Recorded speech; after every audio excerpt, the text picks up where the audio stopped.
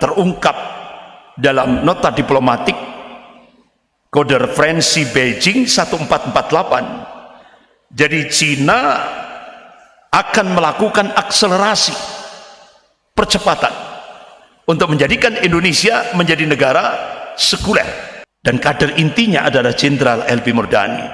Dia rekrut Jenderal Ali Murtopo. Kemudian setelah mereka Peter Buck mati, Jenderal Ali Murtopo mati, Jenderal LB Murdani terakhir puncaknya peristiwa Mei 98 juga mati juga. Sekarang yang melanjutkan untuk kekuasaan di Indonesia ini adalah dua tokoh ini, Luhut dan Hendro Priyono. Guru besar ilmu politik dan militer Profesor Salim Said, beliau mengungkapkan sekarang ini kader-kader komunis yang sudah masuk di pemerintahan dan kader-kader komunis hampir 200 lebih yang duduk di DPR RI itu menggunakan kekuasaan untuk melakukan balas dendam terhadap Islam, umat Islam dan ulama. Itu beliau menyampaikan satu-satunya yang paling ditakuti oleh Partai Komunis Cina dan 9 naga adalah Habib Rizik Syihab. Makanya beliau target untuk dibunuh. Upaya pembunuhan terhadap beliau itu sudah 11 kali. Bahkan akhirnya keceplosan. Putranya Hendro Priyono di Twitternya itu nampak keceplosan dia. Ternyata dia sudah punya target untuk memenjarakan Habib Rizik Syihab ini sampai tahun 2026.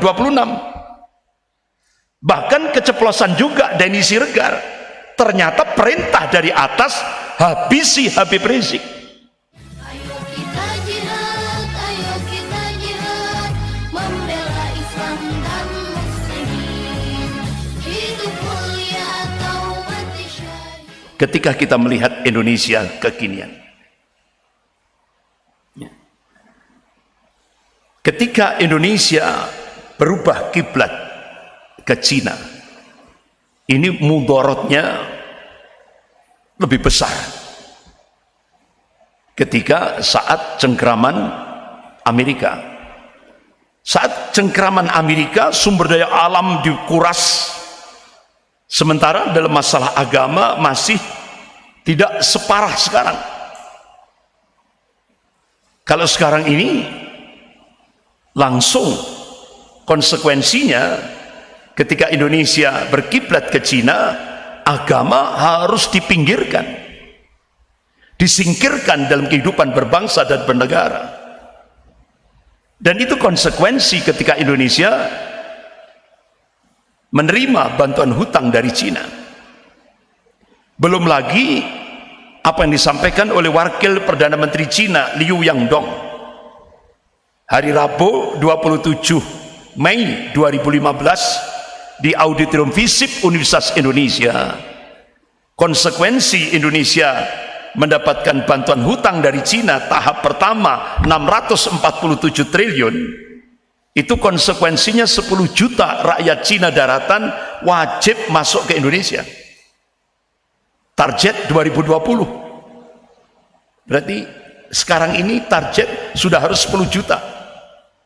Sementara Duta Besar Cina untuk Indonesia itu menyampaikan di depan wartawan. Jadi beliau menyampaikan per tahun rakyat Cina daratan yang masuk ke Indonesia itu 2 juta per tahunnya. 2020 genap 10 juta. Dan itu mereka memang di permukaan ngakunya buruh, tapi itu mayoritas tentara merah. Bahkan pemerintah menyiapkan 19 bandara untuk menyambut 10 juta rakyat Cina daratan itu.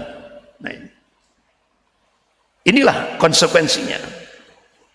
Bahkan ketika Indonesia berubah kiblat ke Cina, wajib Indonesia sebagaimana terungkap dalam nota diplomatik kode referensi Beijing 1448. Jadi Cina akan melakukan akselerasi percepatan untuk menjadikan Indonesia menjadi negara sekuler. Jadi ini kebalikan dari Turki. Kalau Turki dari sekuler ke Islami, Indonesia dari Islami ke sekuler. Ini yang terjadi.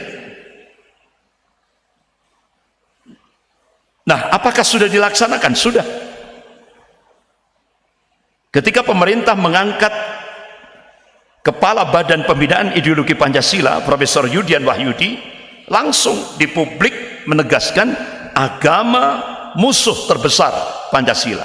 Logikanya sekarang agama itu musuh terbesar negara. Dan itu terasa sekali. Sangat terasa sekali. Tahap demi tahap. Bahkan guru besar ilmu politik dan militer Profesor Salim Said, beliau mengungkapkan sekarang ini kader-kader komunis yang sudah masuk di pemerintahan dan kader-kader komunis hampir 200 lebih yang duduk di DPR RI itu menggunakan kekuasaan untuk melakukan balas dendam terhadap Islam, umat Islam dan ulama. Kira-kira sudah terjadi apa belum? Sudah. Ini yang ngomong guru besar ilmu politik dan militer Universitas Indonesia, Profesor Salim Said. Nyata. Belum lagi yang dulu sudah pernah saya sampaikan ini. Jadi Kongres Partai Komunis Cina tahun 1986 itu menjadikan Indonesia menjadi bahan kajian. Hasil daripada Kongres Partai Komunis Cina tahun 86 itu menyebutkan ada 3 hambatan Cina untuk melakukan penetrasi ke Indonesia. Pertama, regulasi dan doktrin anti komunis. TAP MPRS nomor 25 tahun 66. Undang-Undang nomor 27 tahun 99. Ini sudah dijebol lewat RUU HIP. Poin kedua, positioning Pancasila sebagai musuh komunis juga dijebol lewat RUU HIP. Puncaknya disahkan Undang-Undang Omnibus Law. Jebol sudah kedua-duanya. Makanya setelah RUU HIP dimunculkan, Undang-Undang Omnibus Law disahkan, siapa yang terbang ke Cina? The real presiden.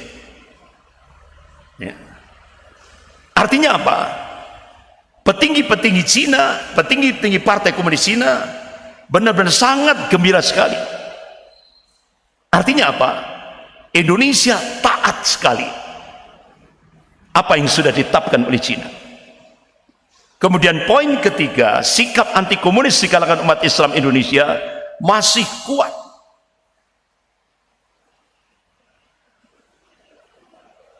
Dan satu-satunya tokoh yang paling ditakuti oleh Partai Komunis Cina dan 9 naga itu seperti yang diungkapkan oleh pakar politik dari Universitas Indonesia, yaitu Dr.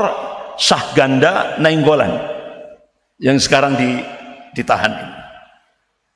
Itu beliau menyampaikan satu-satunya yang paling ditakuti oleh Partai Komunis Cina dan 9 naga adalah Habib Rizik Syihab. Makanya beliau target untuk dibunuh. Upaya pembunuhan terhadap beliau itu sudah 11 kali. Terakhir pakai sniper. Kemudian beliau hijrah ke Mekah Al-Mukarramah. Jadi makanya strategi ketiga ini, Presiden Cina memerintahkan kepada Indonesia untuk menghadapi Habib Rizik Syihab ini. Perintah Presiden Cina pakai hard power, kekuatan kekerasan. Itu perintah Presiden Cina Xi Jinping, bukan rahasia lagi itu. Sudah banyak orang Pak, sudah banyak tokoh-tokoh yang tahu itu. Ya. Kemudian strategi kedua untuk poin ketiga ini, yaitu pakai strategi divide et impera, adu domba antar ormas-ormas Islam, adu domba antara sesama Muslim dengan biaya 20 triliun, DP-nya 1,5 triliun, dan itu sudah diterima. Bahkan termasuk pembuatan film My Flag, ya kan, yang ditokoi oleh Gus Muafik, itu juga masuk dalam proyek 20 triliun.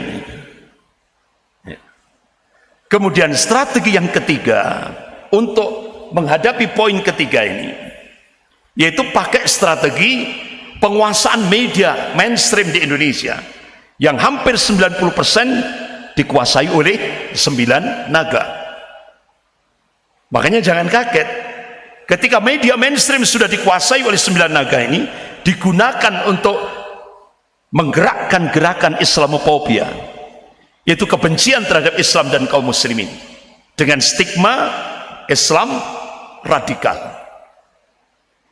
Jadi stigma Islam radikal itu hanya hantu yang sengaja diciptakan untuk menempatkan umat Islam menjadi musuh nomor 1 di Indonesia. Jadi seperti itu. Makanya musuh Indonesia itu bukan separatis, musuh Indonesia itu bukan koruptor, ya, musuh Indonesia itu bukan yang lain-lain. Jadi musuh Indonesia atas perintah Cina adalah Islam dan kaum muslimin. Itu. Makanya kita bisa melihat sekarang ini. Saya masih ingat apa yang diucapkan oleh Presiden Soekarno. Presiden Soekarno itu pernah memberikan dalam pidato, dia mengatakan, kalau kami dulu menghadapi penjajah, kalau kalian nanti akan menghadapi bangsamu sendiri, yaitu mereka yang menjadi antek, asing dan asing, pengkhianat-pengkhianat bangsa. Itu Presiden Soekarno. Dan ternyata apa yang diucapkan oleh beliau menjadi sebuah kenyataan di Indonesia sekarang. Makanya kalangan kiri, ya, kalangan kiri itu pakai teori mirror, teori antagonistik. Jadi kalau dia ngomong, contoh, ya, Indonesia tidak perlu hutang, kenyataannya hutang. Indonesia tidak perlu impor, kenyataannya impor. Nah, itu. Jadi ini teori mirror, ya. Jadi yang seringkali istilahnya disampaikan sebagai sebuah policy, kebijakan. Bapak-bapak, ibu-ibu yang dirahmati Allah, bahkan sampai ketika Luhut pulang dari Cina, Luhut memberikan statement di media, komunisme berhasil menekan kemiskinan di Cina. Komunisme bisa menyatukan Cina. Itu kan logikanya, komunisme itu berarti bisa dipraktekkan di Indonesia. Itu logikanya seperti itu. Ya. Akhirnya siapa yang berani mengungkap siapa Luhut? Yaitu Profesor Salim Said, guru besar ilmu politik dan militer Universitas Indonesia. Jadi kata Profesor Salim Said, ini pamannya Luhut, ini tokoh PKI. Makanya kenapa dia begitu all out masalah ini? Itu diungkap oleh Prof. Salim Said, guru besar ilmu politik dan militer Universitas Indonesia. Bapak-bapak, ibu-ibu yang dirahmati Allah, tahun 80 Pak Budiarjo itu pernah menulis apa itu komunis. Jadi dia menulis nilai-nilai yang terkandung dalam ideologi komunis. Yang pertama, monoisme. Artinya ideologi komunis itu menolak strata, golongan-golongan dalam satu masyarakat. Makanya ada istilah sama rata, sama rasa. Itu prinsip ideologi komunis. Kemudian yang kedua, kekerasan itu dianggap cara yang sah untuk mencapai satu tujuan. Yang ketiga, semua alat negara, baik itu polisi, TNI, birokrasi, media massa, intelektual, dan perundang-undangan digunakan untuk mewujudkan tujuan itu sendiri. Kira-kira semuanya sudah dilaksanakan tidak di Indonesia? Sudah semuanya, tiga-tiganya sudah dipraktekkan di Indonesia. Ini yang harus kita cermati. Bapak-bapak, ibu yang dirahmati Allah, bulan Januari 2019 saya diterima di kediaman Habib Rizik Syihab di Mekah Al-Mukarramah. Masya Allah, sambutannya hangat sekali. Saya merasakan. Dan beliau menyampaikan, Ustadz Andri, sebelum antum ke sini, ada dua pejabat tinggi negara datang. Akhirnya, karena tamu, akhirnya beliau welcome. Janji di sebuah hotel lantai 16. Begitu sampai di situ, Habib Rizik Syihab ada basirah, ada rasa tidak enak. Langsung beliau minta pindah ke hotel yang lain. Alhamdulillah, beliau diselamatkan oleh Allah dari operasi intelijen. Begitu pindah ke hotel selanjutnya yang lain, Habib Rizik Syihab diminta oleh dua pejabat tinggi negara ini, Habib, duduk manis. Kami siapkan triliunan disiapkan. Artinya Habib Rizik di Mekah saja duduk manis, nggak usah datang ke Indonesia. Apa jawaban beliau? Saya dengarkan sendiri. Langsung saya tolak, Ustadz Andri. Dan saya sampaikan kepada dua pejabat tinggi negara ini, saya akan tetap datang ke Indonesia dan saya ingin menyelamatkan Indonesia dari cengkraman komunis Cina. Itu yang beliau sampaikan. Ya. Masya Allah, kegigihan beliau. Padahal pemerintah Saudi, Raja Salman itu sudah memberikan fasilitas kepada beliau. Sampai pun beliau meninggal di Mekah, itu welcome pemerintah Saudi. Tinggal berapa lama pun welcome pemerintah Saudi, tidak ada masalah. Tapi karena kecintaan beliau terhadap NKRI ini, beliau ingin menyelamatkan Indonesia dari cengkraman komunis Cina ini. Akhirnya dengan berpayah-payah, berbagai macam rintangan yang beliau hadapi, tetap beliau berangkat dari Jeddah menuju Soekarno-Hatta, Bandara Soekarno-Hatta. Tantangannya luar biasa dahsyat. Beliau tidak mau minta tolong kepada siapapun kecuali minta tolong kepada Allah Subhanahu wa taala. Itu prinsip beliau. Ya kan? Itu hal yang tidak masuk akal. Ya. Tapi alhamdulillah, qadarullah, Allah mudahkan perjalanan beliau bersama keluarganya. Walaupun di Indonesia, pejabat-pejabat di Indonesia nyinyir. Ya. Contoh waktu itu Pak Mahfud MD menyatakan Habib Rizik itu bukan orang suci, yang suci itu Khomeini. Nah, kaget saya pribadi saya kaget pernyataan Pak Mahfud ini kok seperti itu, menyatakan Khomeini orang suci, Habib Rizik bukan suci. Lah, kita manhaj akidah Ahlus Sunnah wal Jamaah sepakat yang suci, yang maksum itu cuma satu, Rasulullah sallallahu alaihi wasallam. Nah, kalau Pak Mahfud MD menyatakan Khomeini itu orang suci, berarti ini patut dipertanyakan akidahnya. Masa dia meyakini orang Syiah suci?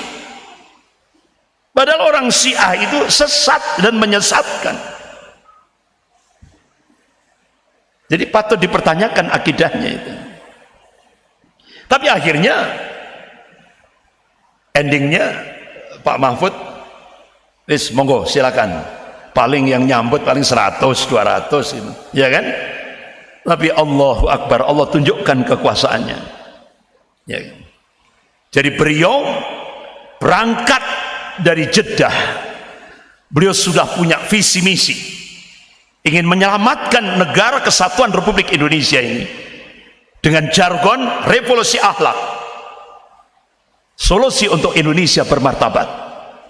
Revolusi akhlak, selamatkan Indonesia, selamatkan agama, bangsa dan negara Indonesia ini dari serangan kaum komunis. Ayo jaga persatuan dan perdamaian. Itu yang beliau gerakkan ketika penerbangan dari Jeddah ke Jakarta. Masya Allah, walaupun banyak yang nyinyir ini ya, tapi alhamdulillah Allah mudahkan perjalanan beliau. Itu yang datang itu bukan 100 200, informasinya itu sampai juta itu Pak. Mulai dari bandara Soekarno-Hatta sampai Petamburan, itu juta yang nyambut. Dan itu benar-benar artinya benar-benar disorting oleh tidak hanya media-media nasional tapi juga media internasional, meliput itu. Sehingga akhirnya bapak-bapak, ibu yang dirahmati Allah, Masya Allah, apa yang beliau sampaikan, bagaimana visi misi beliau yang beliau sampaikan untuk menyelamatkan Indonesia ini diterima oleh semua tokoh-tokoh ulama, tokoh-tokoh nasional, termasuk mantan Panglima TNI yaitu Bapak Jenderal Purnawirawan Gatot Nurmantio, menerima apa yang beliau jadi visi misi beliau untuk penyelamatan Indonesia ini. Tapi bapak-bapak, ibu yang dirahmati Allah,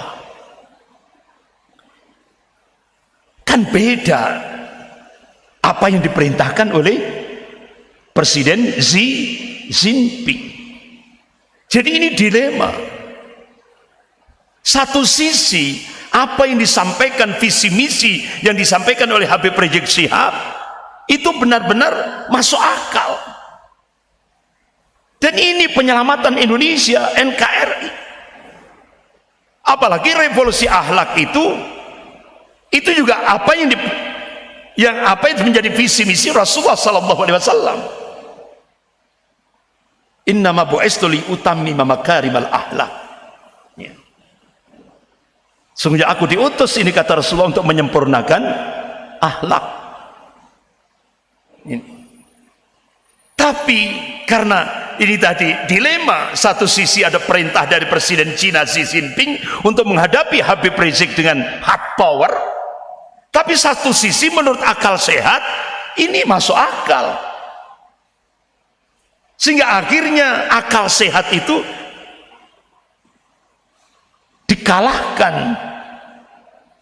Otomatis harus sami'na wa ata'na terhadap apa yang diperintahkan oleh Presiden Cina, karena Indonesia sudah, apalagi Luhut bin Sarpanjaitan dengan terang-terangan memberikan statement di media, Indonesia itu sangat bergantung dengan Cina, sehingga apa yang diperintahkan oleh Cina harus disikapi dengan sami'na wa ata'na. Itu. Bapak-bapak, ibu yang dirahmati Allah, akhirnya Kapolri dipanggil, copot 2 Kapolda, copot 2 Kapolres, sehingga akhirnya banyak pejabat-pejabat ini menganggap Habib Rizik Syihab ini otomatis sudah menjadi musuh negara, sehingga akhirnya timingnya pas perebutan jabatan Kapolri, sehingga akhirnya Prof. Refli Harun itu mengungkap ada 4 geng untuk memperebutkan jabatan Kapolri, dan Habib Rizik Syihab ini menjadi batu loncatan yang the best untuk merebut jabatan, termasuk juga di tubuh TNI. Sama, TNI Polri sama. Sampai akhirnya Majelis Ulama Indonesia Pusat membela FPI. Bapak-bapak, ibu yang dirahmati Allah, karena ketakutannya sudah paranoid, ini sudah satu paket, sehingga akhirnya terjadilah penggusuran orang-orang Habib Rizik Syihab di tubuh kepengurusan Majelis Ulama Indonesia Pusat, dibersihkan. Jadi gerbong 212 sudah tidak ada lagi dalam kepengurusan Majelis Ulama Indonesia Pusat. Bahkan baru kali ini pejabat negara merangkap menjadi ormas, menjadi pengurus ormas, wakil presiden sekaligus ketua Dewan Pertimbangan Majelis Ulama Indonesia Pusat. Baru kali ini kan sama saja dengan menurunkan wibawa pejabat negara. Kenapa? Paranoid, ketakutannya itu sudah paranoid terhadap Habib Rizik Syihab, sehingga akhirnya Masya Allah, hari Rabu 2 Desember 2020 beliau mengadakan webinar Zoom, dan alhamdulillah dihadiri oleh tokoh-tokoh nasional, tokoh-tokoh ulama, dan itu diliput oleh media, tidak hanya media nasional tapi media internasional, bahkan diikuti oleh jutaan umat Islam. Luar biasa, ini sukses ini. Bapak-bapak, ibu yang dirahmati Allah, sehingga akhirnya apa yang diperintahkan oleh Presiden Cina Xi Jinping wajib dilaksanakan. Akhirnya hari Jumat, sejak Jumat 4 Desember 2020, Badan Intelijen Negara menggelar operasi Derima dengan target untuk upaya pembunuhan Habib Rizik Syihab yang ke-12. Jadi pemantauan itu sudah di Petamburan, Sentul, dan Megamendung. Bahkan 3 anggota BIN yang digerakkan untuk menghabisi Habib Rizik Syihab, 2 anggota BIN Jakarta, DKI Jakarta, dan 1 anggota BIN dari Jawa Tengah. Dia masuk di pondok pesantren di Markas Syariah Megamendung, menyamar jadi seorang wartawan, seorang jurnalis. Bahkan mobilnya pakai nomor palsu. Dan yang cukup mengagetkan kita, yang dibawa itu drone super canggih yang akan digunakan untuk membunuh Habib Rizik Syihab. Upaya pembunuhan yang ke-12.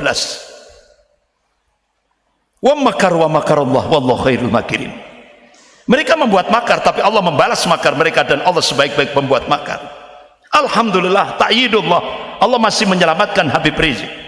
Laskar-laskar FPI melakukan gerakan kontra intelijen dan berhasil menangkap 3 anggota BIN ini, dan akhirnya mengaku.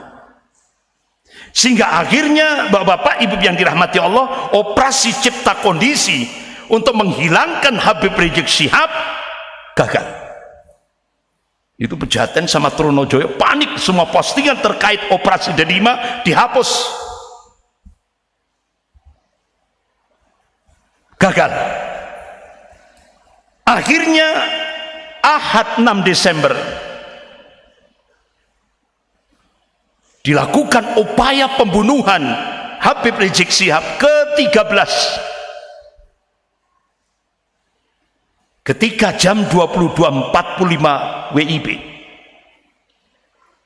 Habib Rizik Syihab dan keluarganya, ada 12 perempuan, 3 bayi dan 6 balita, mau mengadakan kuliah subuh internal keluarga. Dari Bogor turun ke Kerawang, begitu lewat jalan tol ditembak. Itu 2 mobil, semuanya keluarga Habib Rizik Syihab bersama Habib Hanif Al-Atas itu, yang menantu beliau dan keluarganya. Terus 4 mobil itu pengawal Laskar FPI.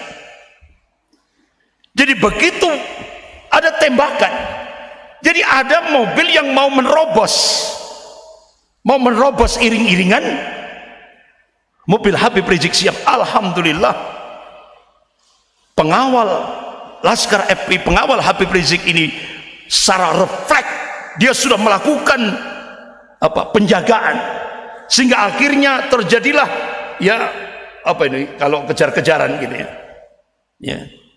Alhamdulillah, Habib Rizik Syihab, 2 mobil yang ditumpangi Habib Rizik Syihab dan keluarga berhasil selamat dari kejaran para pembunuh ini tadi, yang mereka pakai pakaian hitam-hitam, pakaian preman. Sementara yang di belakang itu ada mobil Chevrolet yang ditumpangi oleh 6 Laskar FPI, langsung ditembak bannya. Jadi begitu masuk kilometer 50 sudah tanpa ban, itu cuma pelek saja, jadi bannya sudah hilang karena ditembak itu. Nah, menurut saksi-saksi yang ada di kilometer 50, 2 dieksekusi dan 4 masih hidup di dalam mobil itu. Nah, itu menurut para saksi, dan itu wartawan-wartawan investigator nyoba. Makanya kenapa bapak-bapak ibu yang dirahmati Allah, apa yang disampaikan konvensi pers oleh Kapolda Metro Jaya dengan apa yang terjadi di lapangan sangat berbeda sekali, ya kan? Bahkan sampai ketika konvensi pers Kapolda Metro Jaya itu kan, yang Pangdam Jaya buka samurai itu. Nah, mungkin ini refleks ya, begitu samurainya dibuka, diangkat, itu karatan semua. Jadi orang pakai logik, lah kalau karatan itu kan cuma berarti kan hiasan. Kalau niat itu dipakai untuk melakukan pembunuhan kan diasah dulu, ya kan? Akhirnya Muslim Cyber Army mencoba untuk, namanya era digital, mencoba untuk melakukan pelacakan. Ternyata itu barang bukti perampokan yang ada di Ngawi, persis sama. Bahkan 2 pistol yang ditunjukkan oleh Kapolda Metro Jaya itu, 2 pistol itu, nah Muslim Cyber Army mencoba untuk menzoom. Nah, ketika di zoom itu dibesarkan kan, itu pistol itu nggak boleh sembarangan orang megang, dan itu yang bisa memegang itu TNI, nggak bisa orang sipil megang. Wah, akhirnya Kapolda Metro Jaya keesokan harinya melakukan klarifikasi, bukan senjata itu, tapi senjata rakitan, berubah lagi. Kenapa? Ini Muslim Cyber Army itu benar-benar luar biasa kerjanya, profesional. Bapak-bapak, ibu-ibu yang dirahmati Allah, ya memang seperti yang Kamis yang lalu yang sudah saya sampaikan, itu tidak lepas daripada gerakan Ordo Jesuit. Dulu sudah, hari Kamis yang lalu sudah saya sampaikan bagaimana peran Peter Buck, ya kan, melakukan gerakan, melakukan kaderisasi di Indonesia sejak tahun 50-an. Mereka ingin menguasai Indonesia, inner circle, pusat kekuasaan di Indonesia. Dan kader intinya adalah Jenderal LB Murdani. Dia rekrut Jenderal Ali Murtopo yang sudah saya sampaikan Kamis yang lalu. Kemudian setelah mereka Peter Buck mati, Jenderal Ali Murtopo mati, Jenderal LB Murdani terakhir puncaknya peristiwa Mei 98 juga mati juga. Sekarang yang melanjutkan untuk penguasaan kekuasaan di Indonesia ini adalah dua tokoh ini, Luhut dan Hendro Priyono. Ini tidak lepas daripada Ordo Jesuit yang mereka benar-benar ada kerjasama dengan Zionisme internasional. Ya. Bahkan akhirnya keceplosan. Putranya Hendro Priyono di Twitternya itu nampak keceplosan dia. Ternyata dia sudah punya target untuk memenjarakan Habib Rizik Syihab ini sampai tahun 2026. Bahkan keceplosan juga Denny Siregar. Ternyata perintah dari atas, habisi Habib Rizik. Terbongkar juga akhirnya. Makanya kenapa Prof. Din Samsudin langsung menegaskan penembakan 6 laskar FPI ini kedoliman besar dan nyata. Bapak-bapak, ibu yang dirahmati Allah, bahkan Pak Said Didu, sudah berapa nyawa rakyat melayang demi kekuasaan. Bapak-bapak, ibu yang dirahmati Allah, darah seorang mukmin itu mahal. Rasulullah SAW mengingatkan kepada umatnya, qala Rasulullah SAW, la jawalud dunya ahwan wa 'ala Allahi min qatl mu'minin bighairi haqq. Rawahu Nasa'i wa Tirmidzi. Hadis ini disahihkan oleh Syekh Albani rahimahullah. Jadi hancurnya dunia ini itu lebih ringan di sisi Allah daripada terbunuhnya seorang mukmin tanpa alasan yang hak. Artinya apa? Allah dan Rasulnya mengabarkan bahwa darah seorang mukmin itu lebih mulia daripada dunia dan seisinya. Makanya kenapa Allah ingatkan dalam surah An-Nisa ayat 93 ini, a'udzubillahi minasyaitonir rajim, wa may yaqtul mu'minan muta'ammidan fajaza'uhu jahannamu khalidan fiha wa ghadiballahu 'alaihi wa la'annahu wa 'adda lahu 'adzaban 'adzima. Dan barang siapa yang membunuh seorang mukmin dengan sengaja tanpa alasan yang hak, maka balasannya kata Allah jahannam, dan itu kekal ia di dalamnya, kekal abadan. Dan Allah murka kepadanya dan mengutukinya, serta Allah siapkan azab yang lebih besar baginya. Makanya kenapa kalau ada seorang mukmin dibunuh tanpa alasan yang hak, Allah perintahkan tegakkan hukum qisas, bunuh dibalas bunuh. Itu perintah Allah Subhanahu wa taala. Bapak-bapak, ibu yang dirahmati Allah, kita hanya bisa berdoa kepada 6 syuhada ini. Allahumma ighfir lahum warhamhum wa'fu anhum. Ya Allah, ampunilah dia, terimalah amal ibadahnya, ampuni dosa-dosanya, ya kan? Dan mudah-mudahan Engkau masukkan ke dalam surgamu, ya Allah, ya.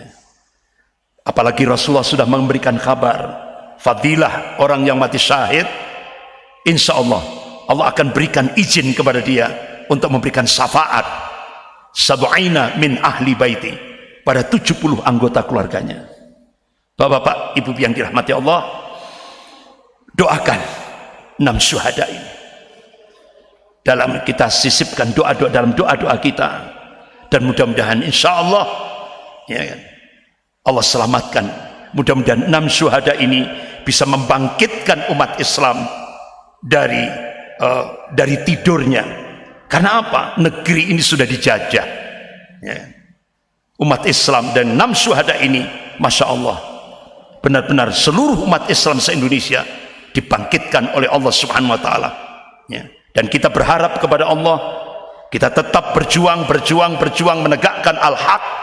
Tapi insya Allah, yakinlah kezaliman itu akan dihancurkan oleh Allah sendiri. Kezaliman itu akan dihancurkan oleh Allah Subhanahu wa taala sendiri. Kita cuma diperintah oleh Allah dan Rasulnya taat dan istiqamah, amanu wa taqwa dan istiqamah, taat dan istiqamah. Kezaliman itu haknya Allah nanti. Istilah orang Jawa, Gusti Allah mboten sare. Sekian karena waktu terbatas, sudah isya, lebih kurangnya saya mohon maaf. Astaghfirullahaladzim, subhanakallahumma wa bihamdik, asyhadu an la ilaha illa anta astaghfiruka wa atubu ilaik. Wabillahi taufiq wal hidayah. Wassalamualaikum warahmatullahi wabarakatuh.